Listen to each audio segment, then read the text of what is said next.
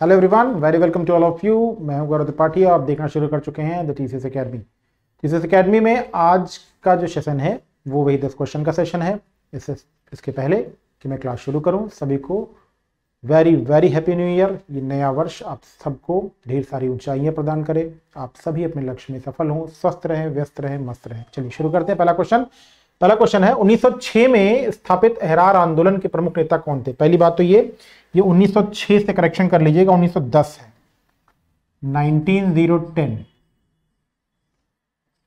1910 में स्थापित अहरार आंदोलन के प्रमुख नेता कौन थे?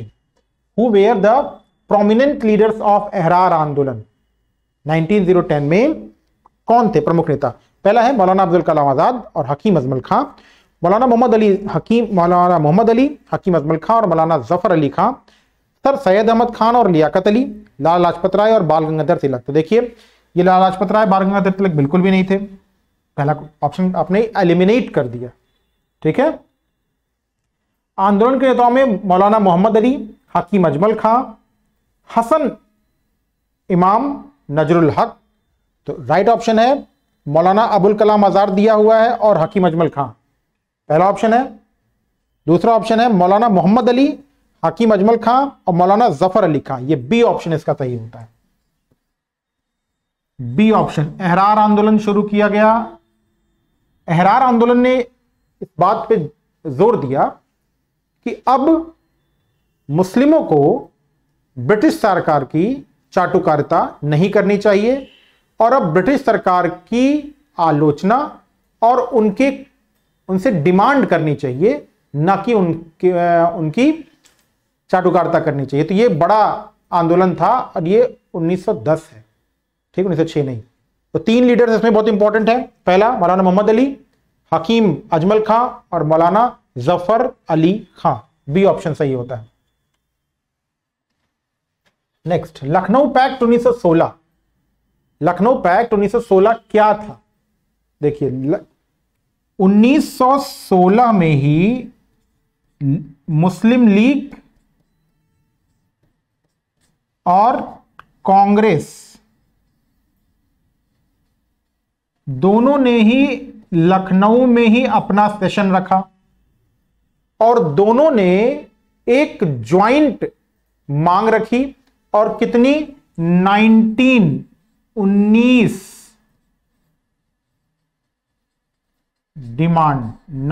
डिमांड थी। और वो किस लिए थी? वो गुड गवर्नेंस के लिए थी और एक ज्वाइंट डिमांड थी जिसे हम लखनऊ पैक्ट या कांग्रेस लीग पैक्ट भी कहते हैं। और टाइमिंग थी 1916। दोनों ही दलों के अधिवेशन लखनऊ में हुए। कांग्रेस की तरफ से अंबिका चरण मजूमदार इसके अधिवेशन के अध्यक्ष थे, ठीक है। चलिए नेक्स्ट क्वेश्चन, अहरार आंदोलन मुख्यतः ब्रिटिश सरकार की किस नीति का विरोध करता था? अभी मैंने बताया कि अहरार आंदोलन ब्रिटिश सरकार की अब चाटुकारिता नहीं करना चाहता था।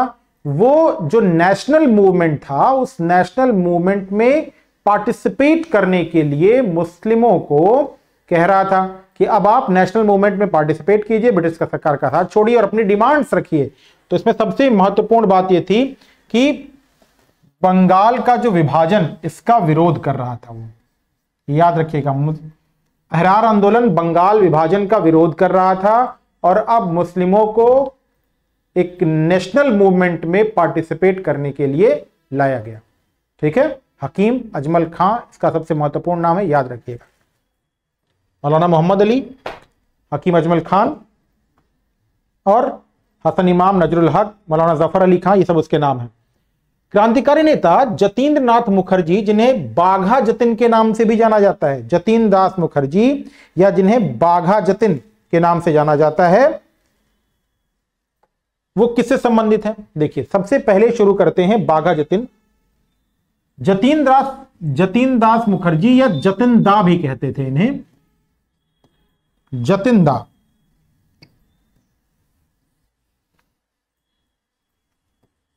जतिन दा का संबंध हावड़ा षड्यंत्र केस से था, यह ध्यान रखिएगा। हावड़ा षड्यंत्र केस, जहां पुलिस सुप्रिटेंडेंट नजरुल हक की मारकर शमसुल हक की मारकर इन्होंने हत्या कर दी। शमसुल हक की हत्या की थी बाघा जतिन ने। कहां पर? हावड़ा में। शमसुल हक जो कि एसपी थे, उनकी हत्या कर दी किसने की? बाघा जतिन ने की।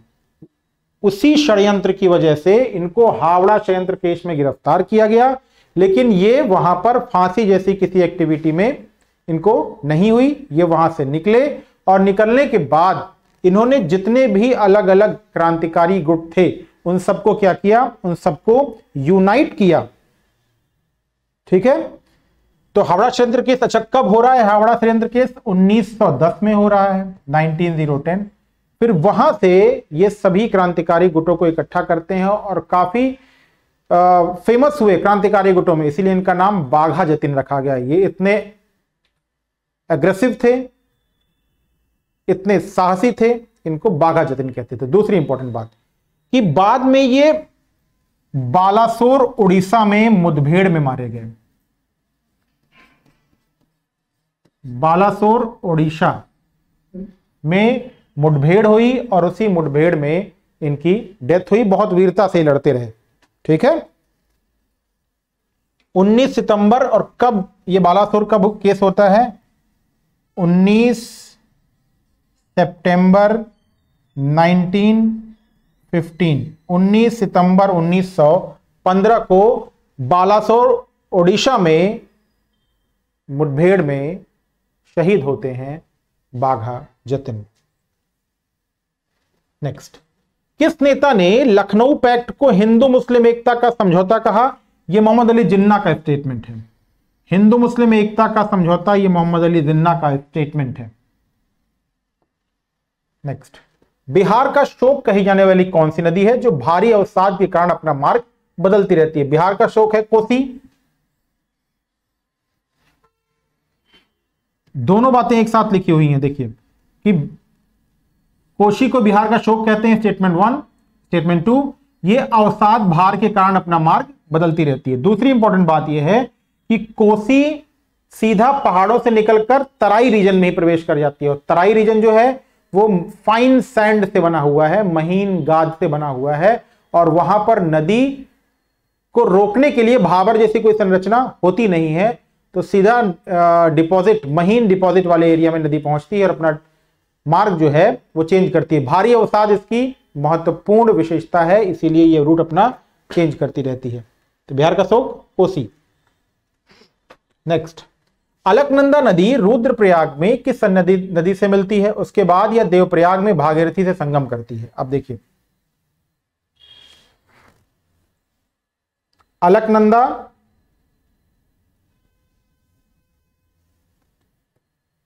और एक नदी है यहां पर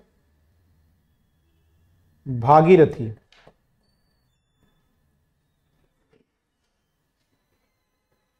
भागीरथी निकल रही है यहां पे गंगोत्री से,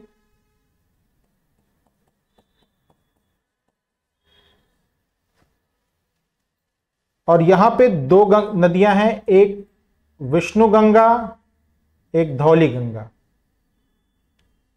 ये मिल रही है विष्णु प्रयाग में। विष्णु गंगा और धौली गंगा, विष्णु गंगा धौली गंगा विष्णु प्रयाग में मिल रही है,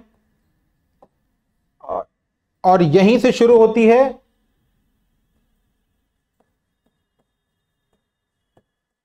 अलकनंदा। अलकनंदा से फिर लगातार नदियां आकर मिलती हैं, जैसे एक नदी है नंदाकिनी, नंदाकिनी मिलती है नंद प्रयाग में।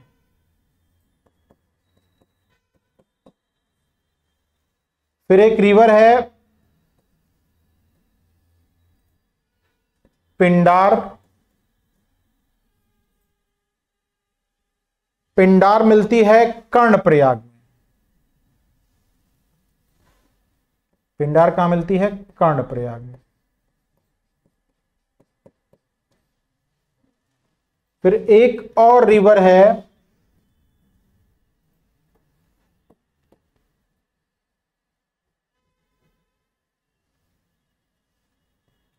जो मिलती है रुद्रप्रयाग में, सॉरी जो रिवर है उसका नाम है, मिलेगी रुद्रप्रयाग में।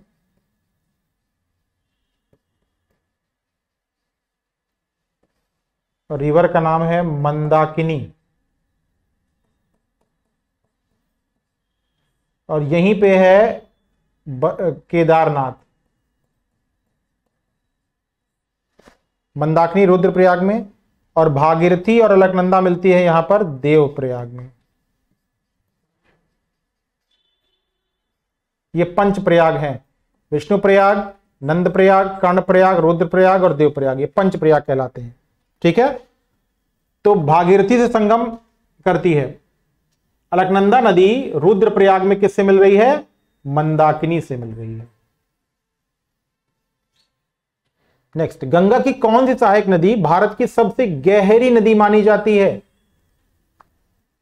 सोन, घाघरा, यमुना और गंडक। कौन सी सहायक नदी भारत की सबसे गहरी नदी मानी जाती है?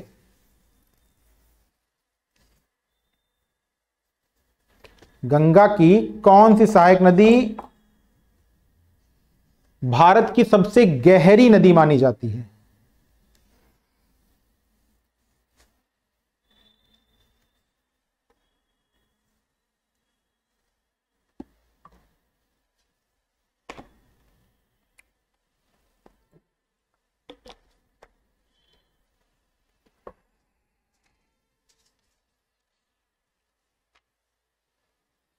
ऑप्शंस आपके सामने हैं। सोन, घाघरा, यमुना और गंडक। सोन दक्षिण भारत से मिलने वाली नदी है। सोन साउथ इंडिया से आती है और मिलती है, जबकि यमुना यमुनोत्री से आकर आती है और प्रयागराज में गंगा से मिलती है। घाघरा छपरा के पास मिलती है और सोनपुर पटना के पास सोनाकर मिलती है। गंडक, अब इसमें लिखा हुआ गंडक, गंडक कहां मिलती है? भागलपुर के पास मिलती है। सबसे ज्यादा गहरी नदी कौन है इसमें? दक्षिण से आकर सीधे गंगा में मिलने वाली एक ही नदी, दो नदियां हैं, सोन एवं टोन्स।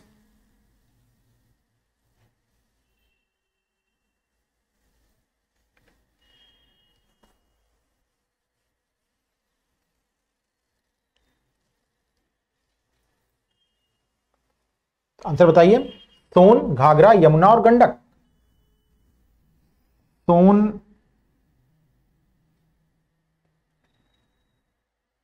पटना के पास, घाघरा छपरा के पास, मैच वर्ड में पूछा जा सकता है, यमुना प्रयागराज और गंडक भागलपुर। अब इसमें सबसे गहरी नदी जो मानी जाती है वो है गंडक।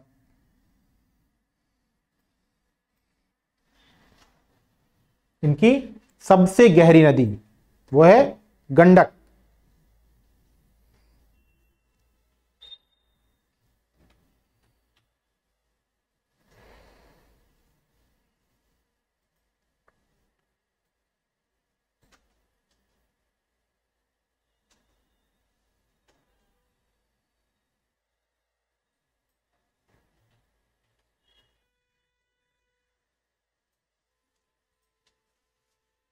गंडक नहीं होगी, ये घाघरा है। सबसे गहरी नदी घाघरा है। दोनों विशेषताएं घाघरे के साथ हैं। सबसे गहरी भी है और दूसरी बात सबसे चौड़े बाढ़ मैदान, ये दोनों विशेषता, सबसे गहरी और सबसे चौड़े बाढ़ के मैदान, ये दोनों विशेषता इसकी है। 9वां, गंगा की किस सहायक नदी का अवसाद भार सबसे अधिक है?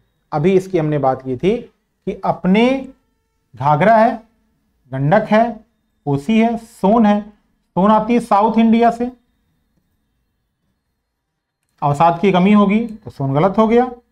अब घाघरा ऐसा भाबर क्षेत्र से रुक के आएगी तो अवसाद कम होगा। गंडक और कोसी में से ही कोई होगा तो रूट चेंज करती है कोसी, इसलिए कोसी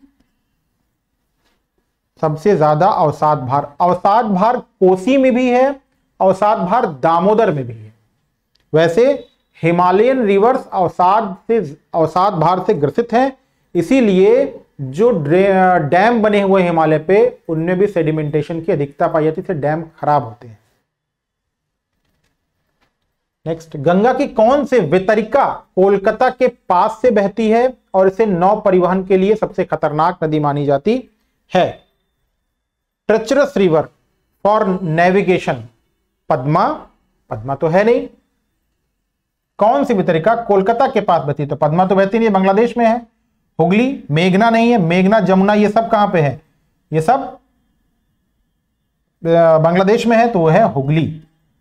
हुगली अवसाद ज्यादा है, इसमें सेडिमेंट ज्यादा है, रूट चेंज कर देती है। ऑल दो की नौ परिवहन है यहां पर, लेकिन ये